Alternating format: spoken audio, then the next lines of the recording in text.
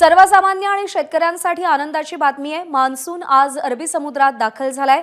अरबी समुद्रासोबतच मालदीव्स आणि बंगालच्या उपसागरात आणि त्यासोबतच अंदमानच्या काही भागात मान्सून पुढे सरकलाय।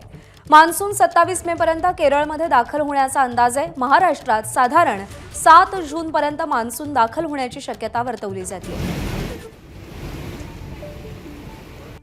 अभिषेक मुठाळ आपल्याला अधिक अपडेट देईल। अभिषेक, सर्वसामान्यपणे जर पाहायचं तर मान्सून हा येत्या 2 ते 3 दिवसात अरबी समुद्रात दाखल होईल असा अंदाज होता। मात्र त्या अगोदरच मान्सून हा आपल्याला अरबी समुद्रामध्ये दाखल झाल्याचं पाहायला मिळत आहे।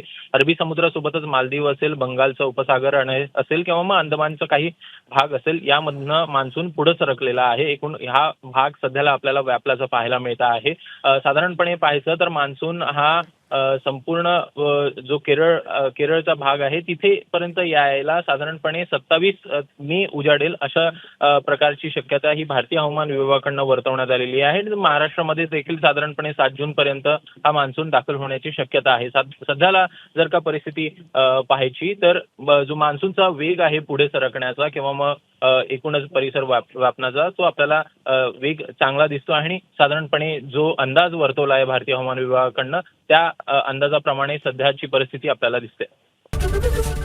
एबीपी माझा, उघडा डोळे बघा नीट।